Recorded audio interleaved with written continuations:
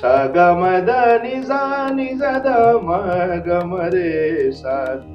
સંગીત ઓનલાઈન શીખવાની વસ્તુ નથી. પપ્પાનો નિયમ કે ભાઈ ભજન કોઈ પણ મોઢે પહેલા કરો, પછી તમે ગાઓ. આટલા વર્ષમાં કોઈ દી પપ્પાએ મારા મોઢે મારા વખાણ નથી. દીપક રાગ ગાવાથી અગ્નિ પ્રજ્વલિત તો થઈ જાય, પણ સાહેબ એટલી જ અગ્નિ જે ગાતું હોય ને એના અંદર હોય છે.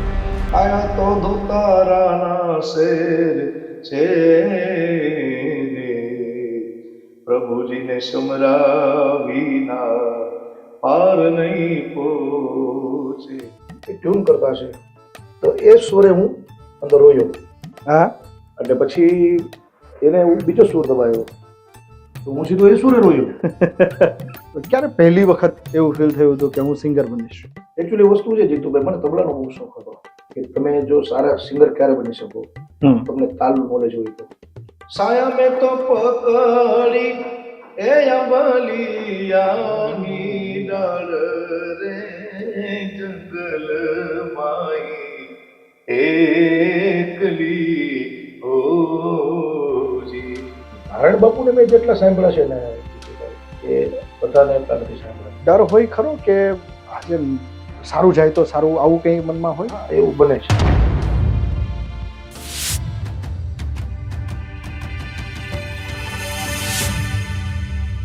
ક્યારેક આપણને એકલતા મૂંઝવતી હોય ને ત્યારે અમુક ગીત કે સંગીત એ આપણને સાથ આપે છે જીવવા માટે, આપણને સાથ આપે છે એકલતાને હરાવવા માટે. જો મિત્રો તમને ગીત સાંભળવા ગમતા હોય, સંગીત સાંભળવું ગમતું હોય અને તમને કદાચ એની સૂઝ નથી, એ કયા રાગ રાગીણી છે, એ ક્યારે ગવાય, ક્યારે સંભળાય, એની સૂઝ નથી, છતાંય તમે જ્યારે સાંભળો ને ત્યારે એ ગીત કે એ સંગીત તમારું સાથી બનીને રહે છે.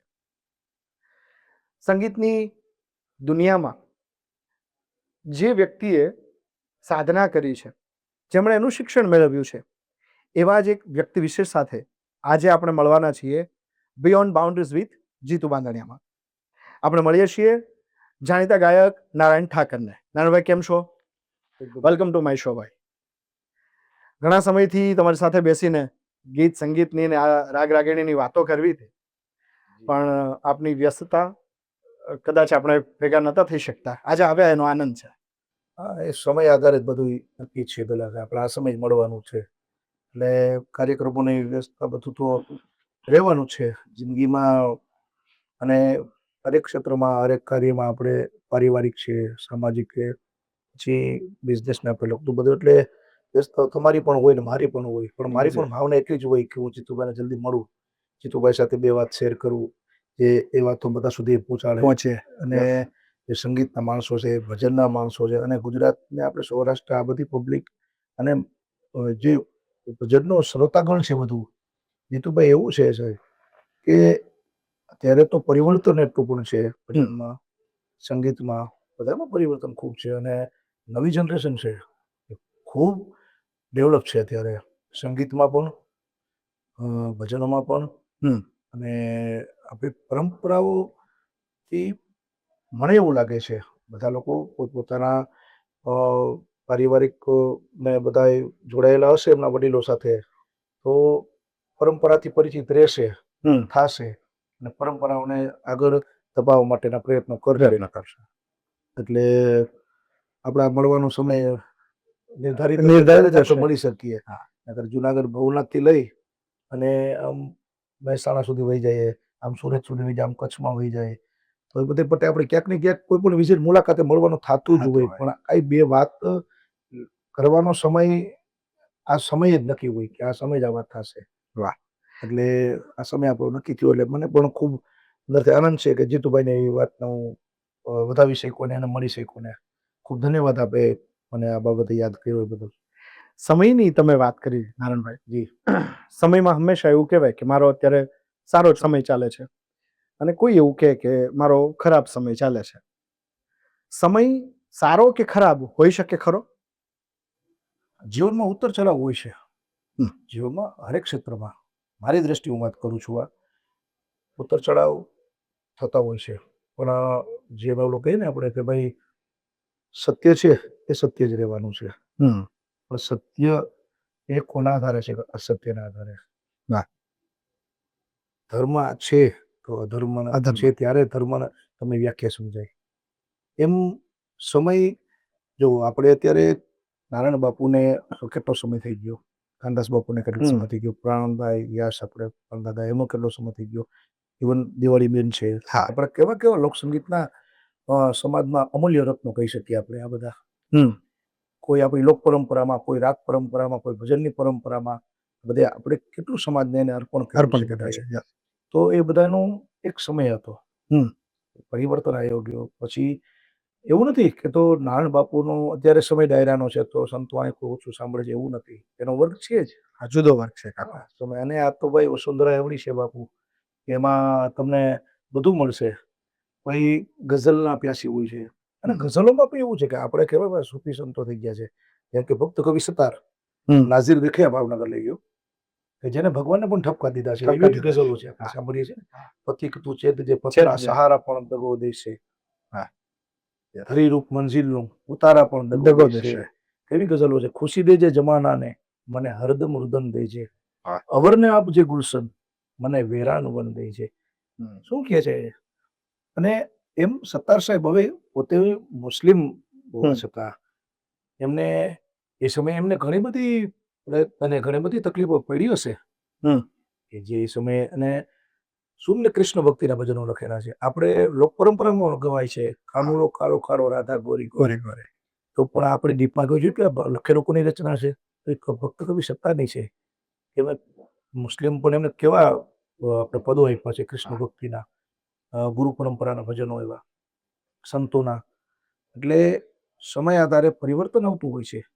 પણ કહું ને કે જીવનમાં ઉતર ચઢાવ છે. એમ હરેક કારકિર્દીમાં પણ ઉતર ચઢાવ હોય છે. પણ એને મેન્ટેન કરવા માટે એક આપણે એવી ભાષામાં કહીએ તો સાધના અને સંગીતનો કોઈ વિદ્યાર્થી કહીએ કે સંગીતનો કોઈ એવો વ્યક્તિ કહીએ તો એના માટે રિયાઝ છે. રાઈટ. એ રિયાઝ તમને મેન્ટેન રાખશે, બેલેન્સ રાખશે. જો એ મૂકી દેશો તો કાલે સંગીત તમને પણ ભૂલી જશે. ભજન મૂકી દેશો તો ભજન તમે ભૂલી જશે. હા, એક છે પરિવર્તન આવતું જાય. જેમ તમે આગળ જાઓ એમ તમે એક સમય એવો હોય કે ભાઈ આપણે બધું ગાતા હોઈએ, બધું સમજતા હોય અને થોડુંક બજેટના હિસાબે, પૈસાના હિસાબે આ બધું આપણે કરતા હોઈએ છીએ. પણ એ બધું કરતા તમારી કાંઈક એવી ફરજ છે સમાજ પ્રત્યે, તમે જે વસ્તુ લઈને બેઠા છો એના પ્રત્યે, પરિવાર પ્રત્યે, તો કાંઈક કાલ ઉઠીને સમાજ તમારી ગેરહાજરીમાં પણ તમને યાદ કરશે કે આ વ્યક્તિએ સમાજ માટે આ કર્યું છે. નારાયણ બાપુને આપણે યાદ કરીએ તો રાગધારી ભજનોમાં યાદ કરીએ. એને દેશી ભજનો આપણી પરંપરા ગાય જ છે, છતાં રાગધારી ભજનો આપણે સાંભળતા હોય. જેને એક સમય તો સોશિયલ મીડિયાનો સમય નહોતો, પણ છતાં એમ કે છે કે બોલિવૂડમાં પણ ઘણા એવા દિગ્ગજ સિંગરો હતા જે નારાયણ બાપુને સાંભળતા. રાગોની વાત કરતો કે લતાજી એમને સાંભળતા. હા, એવું આપણે સાંભળેલું છે. એટલે તો એ મને બની શકે. નારાયણ બાપુ વિશે મારે વાતો કરવી હતી એટલે એમના સન સાથે મારી જ્યારે વાત થઈ, મારો પોડકાસ્ટ છે તો એમાં એમણે વાત કરી હતી કે લતાજીની અંતિમ ઈચ્છા એ હતી કે ભાઈ મારે એમનું ગીત સાંભળવું છે. અને એમના અંતિમ યાત્રાની જ્યારે તૈયારીઓ થઈ રહી હતી ત્યારે નારાયણ બાપુનું ભજન બેકગ્રાઉન્ડમાં ચાલુ હતું. એટલે ડેફિનેટલી સંગીત છે એ આપણને એક કક્ષાએથી બીજી કક્ષાએ પહોંચાડે છે. તમે સંગીત શીખ્યા છો અને સંગીત શીખવો પણ છો. તમારી ગાયકી પર નારાયણભાઈ કોનો પ્રભાવ વધારે? હું સંગીત ઉપર વાત કરું તમને તો પહેલી વસ્તુ મને વારસામાં ભજન મળ્યું છે. પપ્પા બહુ સારા ભજનો ગાતા, પણ ઓનલી નિજાનંદ માટેના, કોઈ પ્રોફેશનલ બેઝ ઉપર નહીં.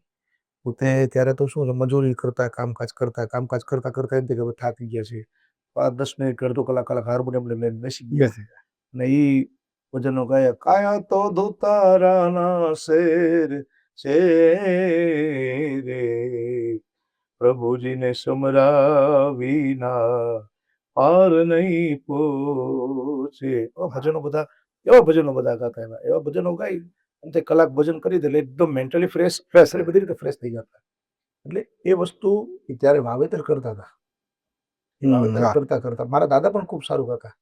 એ સમય તો વાહન વ્યવહાર આ તે બધું એટલું બધું નહોતું, પણ એવું કહેતા અમારે કે ગામડાના અમારે અત્યારે વડીલો વાત કરતા કે જ્યારે દાદા મારા પોતે વાડીએ સવારે હાથીએ જોડાઈ જાય ને સવારે સીધું ઉગ્યા સૂરજમાં ગાય હા હા 5 કિલોમીટર દૂર સીમથી ગામ હા. પણ એમ કે ત્યાં સુધી અવાજ સંભળાય અને કે હવે માધવજીભાઈ હાથે એટલે એક કહેવાનો મતલબ કે એ પરંપરામાં મને ભજન મળ્યું ડીએનએ માં જ આખી ઘટના DNA માં જ એટલે આજે મોટા ભાઈ અને મારા બધા ભાઈઓ એટલે આમ તો કન્સ્ટ્રક્શન લાઈનમાં પણ સાથે સાથે ભજન સાથે જોડાયેલા હમ. કારણ કે પપ્પાએ ભજન વાવ્યું હતું રોજ અમારી ઘરે સાંજે સંધ્યા ભજન ધૂન આરતી આ બધું કરીને જ પછી અમારે બધા સાથે મળીને રોટલા ખાવાના અને ત્યારે તો મમ્મી એકલા બધું કરવાના અને ત્યારે દર સોમવારના ભજન કરતા પપ્પા દર સોમવારે એટલે 12.5 વર્ષની આજુબાજુ પપ્પાએ ભજન દર સોમવારના 4-5 વાગ્યા સુધી ભજન થાય પછી જે કોઈ ભજનીકો સત્સંગ હોય બધાના સાથે મળીને બધા પ્રસાદ લઈએ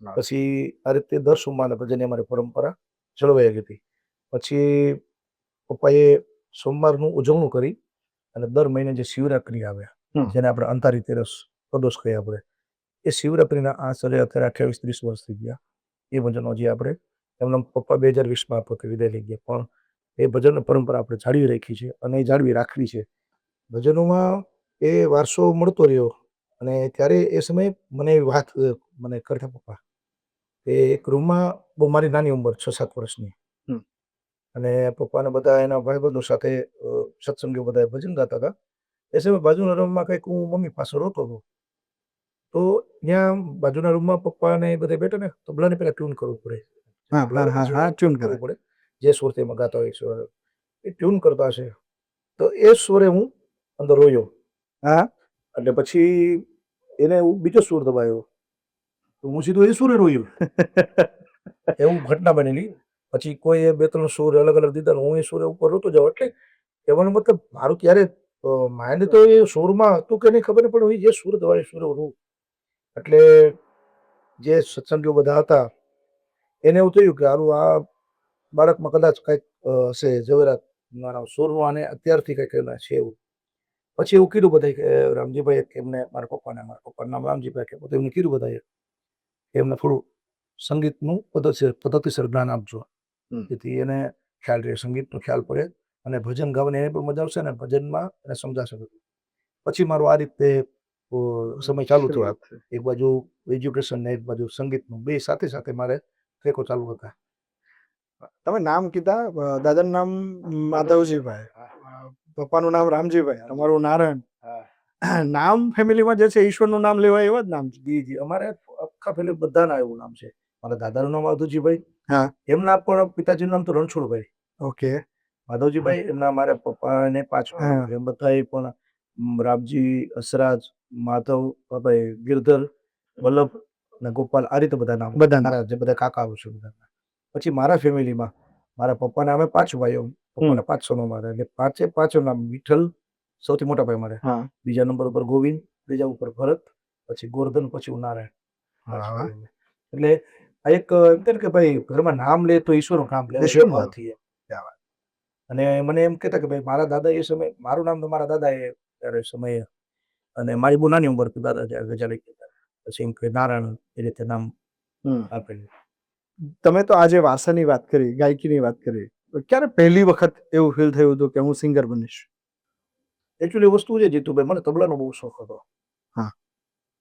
તબલાનો મને બહુ શોખ અને જ્યારે પણ કોઈ સંગીત શિક્ષક અમારે જે ગામમાં કોઈ સંગીત ટીચરો આવે કે મ્યુઝિકના ક્લાસીસ હતા કારણ કે કોઈ બીજી કોઈ વસ્તુ અવેલેબલ જ નથી કે કંઈ મ્યુઝિકના સ્કૂલ કેવું કંઈ ત્યારે અમારે જે કંઈ શિક્ષકો આવે સંગીતના એમની સાથે હું એક વાર મુલાકાત કરું પછી મારી ઘરે લઈ જાઉં પછી એમને પણ થોડીક મજા આવે કે ભાઈ સંગીતના ઘરમાં છે ભજન છે એટલે એવો પરિચય થઈ જતો પછી હું એમની પાસે સંગીતનું જ્ઞાન લઉં ને પછી એ શીખવાડતા હોય હાર્મોનિયમ ઉપર કે હું તબલા લઈને બેસું અચ્છા પછી એક વખત કેવું બન્યું કે એ સંગીતના મારા જે ગુરુ હતા મારા પપ્પાને કીધું કે ભાઈ આ ગાયકી ઉપર બહુ ધ્યાન નથી આપતું સારો અવાજ છે સુરીલું ગાય છે હાર્મોનિયમ સારું વગાડે છે એનું બધું એ નોલેજ છે પણ તબલા ઉપર તો પછી પપ્પાએ મને કીધું કે શું પ્રોબ્લેમ શું થાય છે પપ્પા મારે તબલા શીખવા છે મને તબલા બહુ ગમે છે એટલે પપ્પાએ કીધું બેટા તબલા શીખવા સારી વસ્તુ છે તબલા શીખવાની જે હાલ આમાં એક સંગીતમાં એક વસ્તુ છે કે તમે જો સારા સિંગર ક્યારે બની શકો હમ તમને તાલનું નોલેજ હોય તો. ઓકે. વિદ્વાનો એમ કહે છે સંગીતના કે બસુરો સાંભળો સારો, બતાલો સાંભળો સારો નહીં. અચ્છા, એટલે સૂર અને તાલ બંને એટલા આ મહત્વના એટલા છે. મહત્વના છે. તાલ તો ખાસ.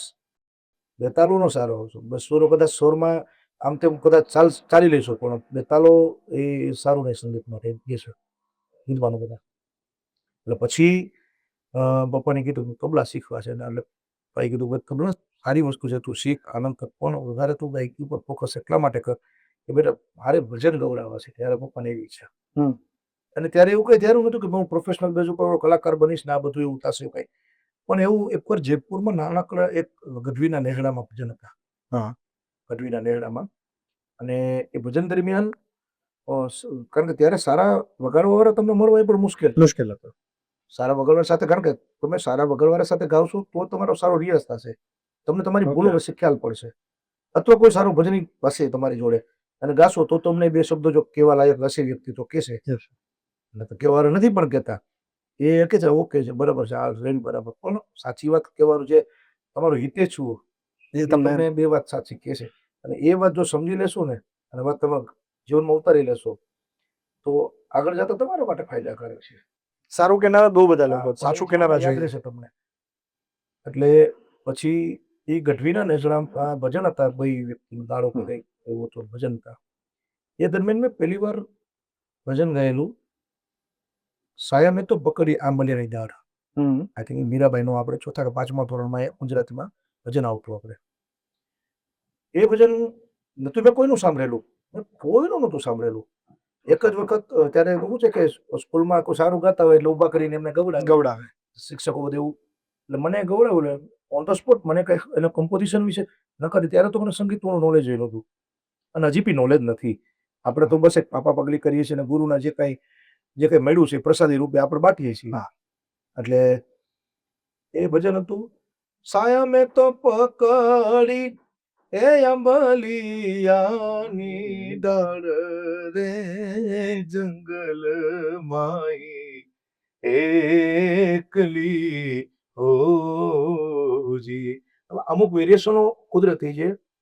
પેલી વાર આવ્યું ને એટલે એ સમય બધાના મગજમાં કે આ વેરિએશનો કુદરતી છે. પછી મને ત્યારથી ગાયકીને તાલ આવેલી થોડી કે આવા વેરિએશનો કુદરત આપણે આપે છે. સરસ્વતીની કૃપા થાય છે આપણા એની ઉપર થોડુંક સિરિયસ. પછી સંગીતમાં રાગો પરંપરા ઉપર થોડોક એને સ્ટડી કર્યું, પછી એને થોડુંક રિયાઝમાં અપનાવ્યું. અને પછી ભજનોમાં ખાસ મેં અનેક કલાકારો સંતોને સાંભળ્યા છે, જેમ કે કાનદાસ બાપુ, બાપુ, લક્ષ્મણ બારોટજી. પછી અત્યારે વર્તમાન સમયમાં જોઈએ તો કીર્તિદાનભાઈ છે. એક સમય ખૂબ સારા ભજનો પણ હવે અત્યારે તો જે પબ્લિક ડિમાન્ડ પ્રમાણે એ બધું પીરસે છે, પણ એનો ભાવ હેતુ એ જ છે કે એવાથી એક ભજન તો સારું બધા સુધી પહોંચશે, આ બે શબ્દો તો પહોંચશે. એમ બધાને હું સાંભળતો આવું છું. પણ નારાયણ બાપુને મેં જેટલા સાંભળ્યા છે ને જીતુભાઈ, એ બધાને એટલા નથી સાંભળ્યા ડીપમાં, જેમ કહેવાય કે બારીકાઈથી સાંભળ્યા હોય તો. અને નારાયણ બાપુ ની ગાયકી અને એની જે એક ધીરજ કહીએ, સંગીતમાં પહેલું જ લેસન ધીરજ છે. ઓકે. પહેલું લેસન ધીરજ, બીજું લેસન સાંભળવું. ઓકે. સાંભળવું પણ એકદમ સજ્જથી સાંભળો. પહેલા એક વખત સાંભળો, બે વખત સાંભળો, એમ નહીં 200 વખત સાંભળો, 300 વખત સાંભળો. અચ્છા. ત્યારે જ તમને મળશે કંઈક. એક બે વખત સાંભળો તે નહીં મળે કંઈક. અને પાછું ત્યારે પપ્પાનો અમારો એક નિયમ હતો, કોઈ પણ ભજન તૈયાર કરો પહેલા એને મોઢે કરો. ઓકે. જેમ કે હું ગાઉં છું સાહેબ, તો એ પહેલા તમે મોઢે કરી લ્યો. મોઢે કરવાથી શું ફાયદો છે? એક તો વસ્તુ, તમારો માઇન્ડ એક જ જગ્યાએ રહેશે ગાયકી ઉપર. પબ્લિક વચ્ચે તમે ગાતા હશો, ઓલું એક ચોપડીમાં આપણે જોશું, આમ ગાશું. એટલે ત્યારે એક પપ્પાનો નિયમ કે ભાઈ ભજન કોઈ પણ મોઢે પહેલા કરો, પછી તમે ગાવ એને. તો તમે ગાશો ને તો રોજે રોજ તમે એમાં અપડેટ થશો. કાંઈક નવું, એક વસ્તુ તમે 10 વખત ગાવ ને તો 10 વખત કાંઈક નવી વસ્તુ આવે, કાંઈક નવીનતા આવશે તમને. પછી એ મોઢે કરતા પછી 15 કડીના ભજનો, 20 કડીઓના ભજનો, એ ભજનો પણ મોઢે થવા માંડ્યા. એ સંગીતની કૃપાથી આપણું, કારણ કે એની યાદ શક્તિ બહુ વધે. સંગીત એમ કે છે યાદાશ આપણે મજબૂત બહુ થાય, એકાગ્રતા આવે. હા. પછી હું એવા મોટા મોટા સ્તોત્રમ હોય તો સ્તોત્રમાં મોઢે થઈ જતા. અને પણ એક છે નિયમ જ રાખ્યો હતો પપ્પાએ, અંકુશ, કે ભાઈ મોઢે કરવાનું ત્યાં સુધી નહીં ગાવાનું. ઓહ, ઓકે. પછી એ નારાયણ બાપુનું સાંભળતા એ ભજનો પહેલા હું એક ભજન સમથિંગ 200 વખત 300 વખત 400 વખત સાંભળતો. કેસેટ ઘસાઈ જાય. હા, કેસેટ ઘસાઈ જાય. કારણ કે પહેલા તો ઓડિયો કેસેટ કેસેટ આવે એટલે જ કીધું. ઓડિયો કેસેટ પછી સીડીનો જમાનો હતો. સીડી એમ થાય કે હવે આ સીડી નથી ચાલતી તો ભાઈ મોટા ભાઈ મારા માટે બહુ ખૂબ મહેનત બધા ભાઈએ કરી છે અને ખૂબ હજી મહેનત કરે જ છે. ક્યાંક પણ એવું હોય તો હજી ટોકે કે ભાઈ એ બરાબર નથી.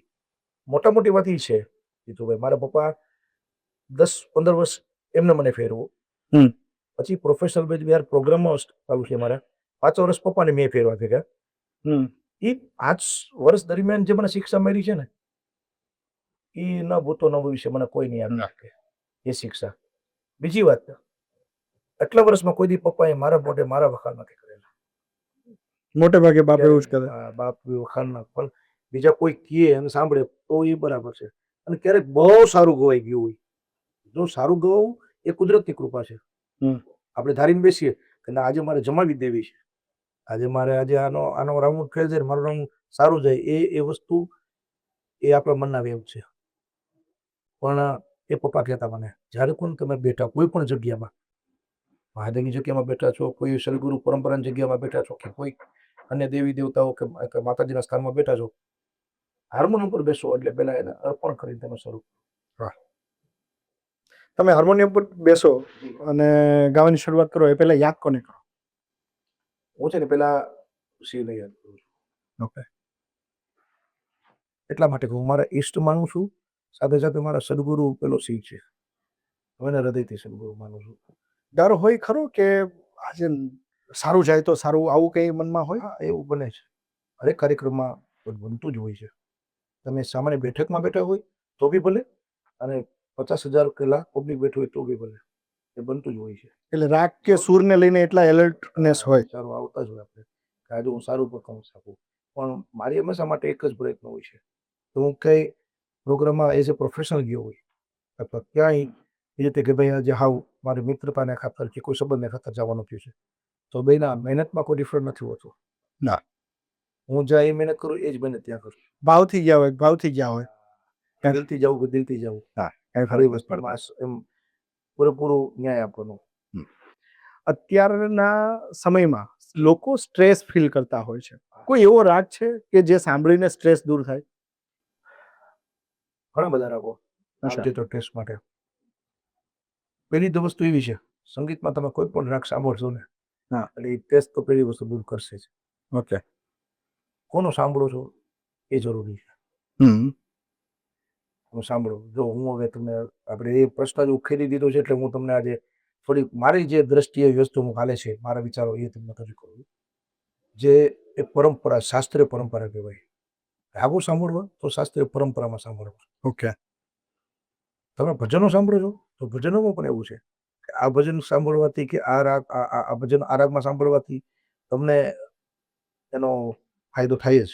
તમને સ્ટ્રેસ પણ ઓછો થાય, તમને શાંતિ પણ મળે, અને અમુક વિચારો આપણા જે ન કરી શકતા કે આપણે ઘણી વાર એવો પ્રોબ્લેમ હોય કે આમાં શું કરવું યાર આપણે, રસ્તો ન મળતો હોય. પણ સહાય આપે છે. અચ્છા. એ ભજન પણ સહાય આપે છે. આપણે એવું કહે છે વિદ્વાનો કે ભાગવત ગીતા એક એવું પુસ્તક છે, આપણું એવું શાસ્ત્ર છે કે તમે કોઈ પણ પ્રશ્ન લઈને બેઠા હોય ને, મને આ પ્રશ્ન છે, આ મૂંઝવે છે, આનો હલ શું, આનો જવાબ શું છે, આનો નિર્ણય શું, તો ભાગવત એવો પુરાવો આપે છે કે શ્રીમદ ભાગવત ગીતા તમે લઈને બેસો એટલે પન્નો ખોલો એટલે એ પન્નામાં તમારો જવાબ હોય છે જ. આપણું એ શાસ્ત્ર પુરાવો આપે છે. અને હરેકના જીવનમાં જે ભાગવતનું અનુસરણ કરતા હશે એનો અનુભવ મળ્યો જ હશે, એનો અનુભવ થયો જ હોય. એટલે માનસિક સ્ટ્રેસ ન હોય ત્યારે રાગ દરબારી છે, પછી રાગ કલાવતી છે, રાગ જનસમોહિની રાગ છે. કલાવતી જનસમોહિની નજીકના રાગો છે, 1-2 સ્વરનો જમાં ફેર છે. પછી સારંગ છે, કાફી છે, આ બધા રાગો છે ને એ તમને મેન્ટલી સ્ટ્રેસ હોય રિલેક્સ તમે ફીલ કરી શકો અને મજા આવશે. ગુરુના ચરણમાં બેઠા હોય. તમારા ઘણા વિડીયો મેં ઇન્દ્રભારતી બાપુ સાથેના જોયા છે. એમણે એવો આદેશ કર્યો હોય કે આજે નારાયણભાઈ એક જ રચના સાંભળવી છે. બરોબર. કઈ? મને ગમતી એક રચના છે. આમ તો ભજનો બધા પ્રિય જ હોય આપણને, પણ હું પ્રેમ રક્ષણ ભક્તિના ભજનો મને ખૂબ પ્રિય. ઓકે. એ ભજનમાં છે ને એક જ વસ્તુ વિરહ હોય છે, પ્રેમ હોય છે. અને જ્યાં સુધી તમે અંદરથી નહીં રોવો ને ત્યાં સુધી તમે સામે કોઈને રોવડાવી નહીં શકો. નહીં શકો. એને રોવા માટે તમારે ઉતરવું પડશે. એટલે હું પ્રેમ લક્ષણ ભક્તિના આ ગુણ જ્ઞાની ને તત્વજ્ઞાનના ભજનો હોય છે બધા, એ બધા સમજવા માટે જીવનમાં ઉતારવાના છે. પણ પ્રેમ લક્ષણ ભક્તિ તો જેમ કે મને ગમતું ભજન છે, ભજન ખરેખર એમ કે છે કોઈ કબીર સાહેબનું છે, કોઈ કે સુરદાસજીનું ભજન. ખરેખર સુરસાગર નામના ગ્રંથમાં સુરદાસજીનું આ ભજન છે. કાહે ન મંગલ ગાવે યશોદા મૈયા, આ શબ્દો છે એના. અને આમ ભેરવી આધારિત પૂજ્ય નારાયણ બાપુએ ગાયેલું છે. કાહે ન મંગલ ગાવે યશોદા મૈયા, કાહે ન મંગલ ગાવે. શું મંગળ શું કામ ના ગાય? પૂરણ બ્રહ્મ સકલ અવિનાશી, પૂરણ બ્રહ્મ સકલ અવિનાશી, સો તેર ધેનુ ચરાવે, કાહે ન મંગલ ગાવે. યશોદા મૈયા કાહે ન મંગલ ગાવે. એ ઠપકો આપે સુરદાસજી કે પૂરણ બ્રહ્મ સકલ અવિનાશી, સો તેરી ધેનુ ચરાવે. એટલે આ એક પ્રેમ લક્ષણા ભક્તિનું ભજન છે. એટલે એવા ભજનો મને ખૂબ ગમે. નબદિયા બેદ ક્યાં જાને. હવે આ ભજન છે ને આપણા કવિ બ્રહ્માનંદજી થઈ ગયા. સામાન્ય સંપ્રદાયમાં બ્રહ્માનંદજી થઈ ગયા એ અલગ છે, અને એક પુષ્કરમાં બ્રહ્માનંદજી થઈ ગયા. એ ઘણા બધા ભજનો આપણે જે ગાય છે એ પુષ્કરના બ્રહ્માનંદ. એટલે ઘણી વખત ઘણાને પ્રશ્ન હોય કે આ બ્રહ્માનંદજી સ્વામિનારાયણ સંપ્રદાય, આ એમના ઘણા કીર્તનો છે જ, નથી એવું નથી. પણ આપણે જે ભજનો પરંપરા ભજનો ગાઈએ છીએ પુષ્કર, એ બોલે તેરી જટા में भाती है गंगधारा, भाती है गंगधारा, है काली हरे हरे, काली घटा के अंदर जिमदामिनी उजाला, भाती है गंग. આ બધા ભજન બ્રહ્માનંદજીના છે પુષ્કર વાળા. એમાં એક ભજન છે નબદિયા બેદ ક્યાં જાને, મુજે દિલ કી બીબર. હમણાં ખૂબ ટ્રેન્ડમાં પણ એ ભજન આવેલું છે, અલગ રાગમાં. મૂળ નારાયણ બાપુએ ભીંસળજ રાગમાં ગાયેલું છે. ભીંસળજ સા ગ મ દ ની ઝા ની ઝ દ મ ગ મ રે સા, દિલ કી બીમારી હૈ નબદિયા બેદ ક્યાં જાને, મુજે દિલ કી બીમારી. રાગ ભીંસળજ આધારિત છે, પણ એનું કમ્પોઝિશન અલગ. એક હવે અત્યારે ખૂબ ટ્રેન્ડમાં ચાલે છે એ કમ્પોઝિશન છે ને મૂળ નુસરત સાહેબનું. ઓકે.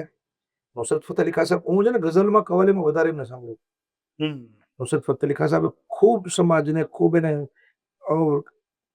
એની પોતાની આપણે એની ચેતનાને વંદન કરીએ, કારણ કે એને ખૂબ આપણે આપ્યું છે અને ખૂબ એમને ગાયેલું છે. એવું કહેવામાં આવે છે કે ઓશો રજનીશ એટલું બોલેલા છે. એમ કહે છે કે કોઈ સીપ એક પુસ્તકમાં ભરાય એટલું ઓછું બોલેલા છે, આપણે એમ કહે છે વિદ્વાનો.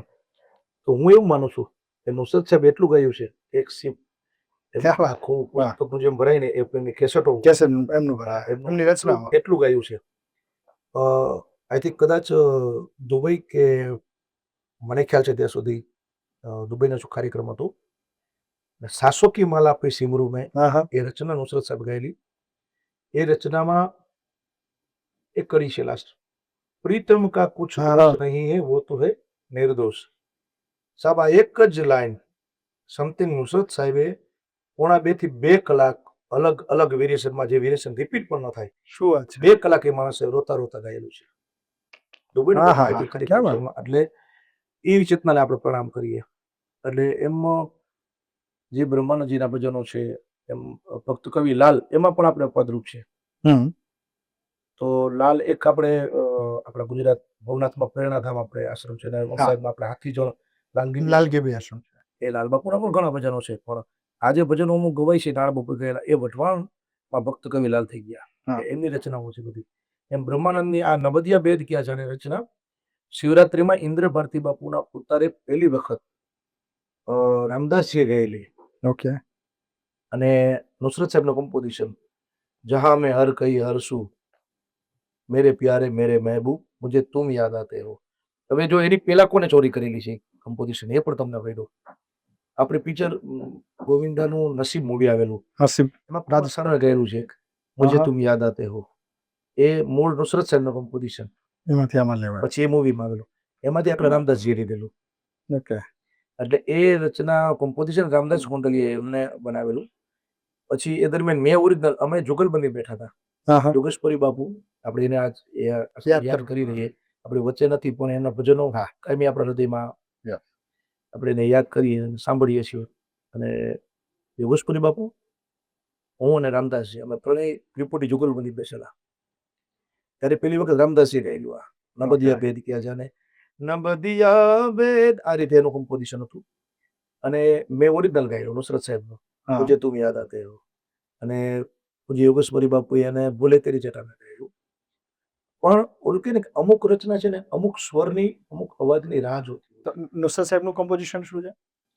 એનું કમ્પોઝિશન છે, જહાં મેં હર કહી હર સુ મેરે પ્યારે મેરે મહેબૂબ, મુझे તું યાદ આતે હો, मुझे तुम याद आते हो, भरी बरसात में कोयल किसी सरसाब्ज टहनी पर पुकारे जब कहीं कूकू, मेरे प्यारे मेरे महबूब, मुझे तुम याद आते हो, मुझे तुम યાદ આતે હો. આ ઓરિજિનલ કમ્પોઝિશન. પછી એ મને આપણે અત્યારે નવી જનરેશનના જે બધા કલાકારો છે, નવી પેઢી, એમાં ગોપાલ સાધુ ખૂબ સુરીલો ગાય છે, ખૂબ સારું, બધા સારું ગાય છે, પણ ગોપાલ સાધુ એ રચના પહેલી વખત ગાયેલી. અને એ રચનાને વેગ પાછો નાળ બાપુએ તો ગાયેલું, પણ એ અલગ કમ્પોઝિશનમાં. આ રચના પછી ગોપાલ સાધુના અવાજમાં ખૂબ બધા પસંદ કરે, ખૂબ પસંદ કરી. હાર્મોનિયમ નથી અને ભાભી સાહેબ સાથે તમે કે ડ્રાઈવ કરીને જતા હોય અને એમ કે બહુ તમે લોકોને સંભળાવો છો, મારા માટે કંઈક ગા, તો શું ગા? પરિવારમાં ક્યારેક એવું બનતું હોય કે અમે, એમને છે ને ભજનો ખૂબ પ્રિય, આમ તો જોઈએ તો કૃષ્ણ ભક્તિના ભજનો ખૂબ પ્રિય એમને. ઓકે. એટલે એ પણ જ્યારે પણ કોઈ પણ રચના એ હું ન હોય હાજરમાં, તો એ સાંભળતા હોય. તો મને મોબાઈલમાં હું ફોન કરું છું અને રચના મને સંભળાતી હોય, આ સાંભળે છે રચના. ઓકે. તો પછી હું જ્યારે પણ ઘરે આવું એ રચના હું ગુનગુનાવું, એટલે એને ખૂબ ગમે. આ તમે આ સાંભળી છે તમે રચના? અને એને મને એ શક્તિ નહીં, પણ હું એમ કહી શકું કે મારા ગુરુમાં, મારા પરિવારમાં મારી દીકરી લઈને બધા મારા ગુરુ છે. મારી દીકરી પણ ક્યારેક પણ સારું નવું, કારણ કે કેમ કે ભાઈ અત્યારે નવી પેઢી છે એ ખૂબ અપગ્રેડ છે અને ખૂબ નવું નવું સાંભળતા હોય, તો પણ કંઈક નવું સાંભળ્યું હોય, પપ્પા આ તમે સાંભળ્યું છે આ કલાકારનું કે આ વ્યક્તિનું ખૂબ સારું ગાય છે. પછી એનું એટલે મને કે પપ્પા તમે તૈયાર કરજો, તમને પણ મજા આવશે ગાવાની અને પબ્લિકને રમશે બધાને તમારા અવાજમાં. એટલે મારી દીકરી, એને હું, એ ભક્તિ નામ છે એનું, પૂજી મોરારી બાપુ એનું નામ ભક્તિ આપ્યા. એટલે પોતે પણ સારું ગાય છે અત્યારે, પણ એ પોતાના આનંદ માટે ગાય છે, રીલ્સ પણ કરે છે ને અત્યારે સંગીતની પણ. એટલે તમે મારે બેદની વાત કરી છે, એટલે એના માટે ખરેખર એને તો ભજનો વધારે પ્રિય. એટલે ભજનોમાં કૃષ્ણ ભક્તિના મને 2-4 ભજનો એવા છે, એને પણ ખૂબ ગમે એવા ભજનો. એક તો રચના ત્યારે ઇન્દ્રેશ ઉપાધ્યાય આપણે કથા કરતા છીએ કરેલી, વક્તાશ્રી વૃંદાવનથી, બહુ સારા વક્તા, પોતે વક્તા પણ ગાયક બહુ સારા. ગાયકી શું વાત કરી હતી એને, ભગવાને કુદરતી જે વોઇસ વાજે છે, સુરીલા પણ એટલા સુરીલા. અને એને એક રચના ખૂબ અત્યારે બ્રજજન પ્રિયતમ બાલ મુકુંદ, એ પોતાની જ રચના લખેલી છે, મને ખ્યાલ છે ત્યાં સુધી. બ્રજજન પ્રિયતમ બાલ મુકુંદમ રાધા રમણમ હરે હરે રાધા રમણમ હરે હરે. આવી રચનાઓ ઘણી બધી કૃષ્ણ ભક્તિની છે, એને સાંભળ્યું ગમે ક્યારેક ગાતો હોય તો એ પોતાનું કામ મૂકીને બેસી જાય સાંભળવા. અને ક્યારેક અમે બી ટૂરમાં, જો કે ટૂરમાં બેને ઓછું નીકળવાનું થતું હોય, ફેમિલી, મમ્મી પપ્પા તો અત્યારે દિવંગત થઈ ગયા, પણ મમ્મી મારી જોડે હોય છે. એટલે જ્યારે જવાનું થાય તો બધા સાથે જવાનું થતું હોય, એટલે સાથે જવાનું થતું હોય એટલે વધારે પડતું મમ્મીને એવું આગ્રહ હોય તો ભાઈ તું કંઈક ગા ને પેલું ગાડીએ કંઈક ગા, એટલે તારો પણ રિયાઝ પણ થાય અને અમે કંઈક સારું સાંભળીએ. તો પછી એવા એવા જૂના ભજનો કે આ તારા પપ્પા બહુ સારું ગાતા ભજન, આ ભજન બહુ ગાતા, તો એ તું ગા કે નહીં એમ કરી વાત કરે. પછી હા બા મને યાદ છે, તો એ ગાને પછી હું ચાલુ ગાડીએ એ ભજન ગાતો જતો હોય અને મમ્મી એ બધા સાંભળતા હોય. પછી એમાં કે છે ને આ કડીમાં આમ નથી, જો તું શબ્દમાં તું જોજે હો બરાબર, આમ પાછું એમને યાદ હોય. હા એ ટોકે, એ મોટી વાત છે ને. એટલે કહું ને કે ભાઈ બધા ગુરુ મને ગુરુના સ્થાને છે કે બધું, અને આપણા હિતે શું છે ને ભાઈ, એ તમારી જીવનની આગળની કડી છોડે છે, નકર કડી કાઢવા વાળા હોય છે વધારે હોય છે જીવનમાં. પણ આપણે ડિસાઈડ કરવાનું છે કે તમારો હિતેશુ કોણ છે, તમારા મોઢે વખાણ કરે એ છે કે તમને મોઢે કહી દે છે. જો આ વસ્તુ સમજી જાય ને તો સમાજમાં ક્યાંય બીજો કોઈ પ્રોબ્લેમ થાય પ્રોબ્લેમ ન થાય. આપણે સાચું કે ત્યાં જ આપણે મમ્મીને યાદ કર્યા તમે. એક સરળ શબ્દમાં મારે પૂછવું છે, માં એટલે? માં એટલે એક શબ્દમાં હું તમને કહું તો જ્યાં તમે હૃદયથી રોઈ શકો, રોઈ શકીએ આપણે, અને જ્યાં તમે જીવનમાં હરેક ઘટનાઓ બનતી હોય છે, ઉત્તર ચડાવીને આપણે શરૂઆત કરી ને, તો એને વ્યક્ત નથી કરવું પડતું. સમજી જાય માં છે જેને વ્યક્ત નથી કરવું પડતું, એ ખાલી એમ કહે છે તકલીફ છે એ બોલ્યા જ નથી આપણે, વાત નથી. અને તમે ગમે એટલે તમે છુપાવવાનો પ્રયત્ન કરો પણ જાણી જાય એમાં. પછી તમારું સુખ હોય તો ભલે, તમારું પીડા પડે, માં આ છે. એવું જ સંગીત છે, ધારો કે તમે શીખ્યા છો એટલે એમાં તો ઘણા બધા કિસ્સાઓ એવા આપણે સાંભળ્યા છે કે જેને આપણે યાદ કરવા પડે. રાગ રાગીણી સાથે જોડાયેલા કિસ્સામાં તાનારીનો કિસ્સો મને યાદ છે. હવે રાગ એટલે ધારો કે દીપક રાગ ગવાયો અને પીડા ઉપડે, એવું ખરેખર થાય ખરું? હા, એવું તો પ્રભાવ છે જ. અને તો અનાદિકાળથી બધા સંગીતના વિદ્વાનો છે, બધું આપણે સાંભળતા આવીએ છીએ એવું નહીં, અનુભવેલી વાત કરું છું. એ પેલા નાનો તમને હું કિસ્સો યાદ આપું. આ તો ઘણા સમય પહેલાની વાત છે, પણ હમણાં થોડા વર્ષો મારી બનેલી વસ્તુ. રિએક્શનો છે અમુક એના રિએક્શનો કે ભેરવ તમે એવી સમયે ગા સાંભળતા હોય તો પછી તમે એટલા પોતે અંદરથી એટલા ગંભીર તમારી અંદર આખું બધું વાતાવરણ થઈ જાય, તમારે વિચાર ક્યારે સ્તબ્ધ પણ થઈ જાય. ભૈરવ રાગની આ તાકાત છે, કારણ કે નામ જ ભૈરવ છે. એટલે ભૈરવ તો જલજલાટ જ હોય, એટલે એ વસ્તુ મારે બનેલી. હવે તમે વાત કરો છો કે દીપક રાગ ગાવાથી, ખરેખર દીપક રાગ ગાવાથી બે બાબત છે. કોઈ કહે છે કે સામે તમે અગ્નિ પ્રજ્વલિત થઈ જાય, એ વાત સાચી છે કે એ બને છે. સંગે વર્મને આપણે પિક્ચર જોયેલું છે બેજુ બાવરા, અને બેજુ બાવરાની છેલ્લે સંગતથી આપણે જુગલબંધી જોયેલી છે. એમાં સંગેવર પથ્થર શાખો ડૂબી જાય છે, એટલે બ્લાસ્ટ થઈ જાય. પછી એમ દીપક રાગ ગાવાથી અગ્નિ પ્રજ્વલિત તો થઈ જાય, પણ સાહેબ એટલી જ અગ્નિ જે ગાતું હોય ને એને અંદર હોય છે. તમે ભૈરવ રાગની વાત કરી ને, દીપક રાગની એવી તાસીર, એવી તાકાત છે. મેં કોઈ બી ગાયેલું નથી, એ તો તમને આ માધ્યમથી કહી દઉં. દીપક રાગ મેં કોઈ દિવસ ગાયું નથી. દીપક રાગમાં મને એટલું બધું નોલેજ પણ નથી, એ પણ કહી દઉં. મેં આ બધા રાગો બહુ પ્રભાવિત રાગો છે બધા. એ રાગો શીખવા માટે પણ તમારે ગુરુ પરંપરા પહેલા અપનાવવી પડે. સંગીત ઓનલાઈન શીખવાની વસ્તુ નથી. આ પહેલા હું કહી દઉં, સંગીત છે એ ઓનલાઈન શીખવાની વસ્તુ નથી. સંગીત છે ગુરુ પરંપરા છે, સામે બેસીને જ શીખવું પડે. એનો પ્રોટોકોલ છે, એનો નિયમ છે. સા ખાલી સાને રિયાઝ કરવો હોય, સાને ગાવું હોય તો સા ખાલી ગાવાથી એમ નથી જતું. સાને તમારે સાધવું પડે, રિયાઝ કરવા પડે. 3-3, 4-4 કલાક, 5-5, 6-6 કલાક રિયાઝો. અને જ્યારે ગુરુ પરંપરા હતી, હજી છે જ એવું નથી, ઘણા ક્ષેત્રમાં ઘણા બાબતો છે જ કે ગુરુ પરંપરા આધારે જ શીખવાડે છે. ઓનલાઈન તો એક વસ્તુ એ કે સમયને આપણે થોડુંક અનુકૂળતા થઈ જાય, એ પ્રોબ્લેમ થતો એના વિશે ઓનલાઈન. પણ સંગીત શીખવા માટે હું નથી માનતો ઓનલાઈન શીખવું.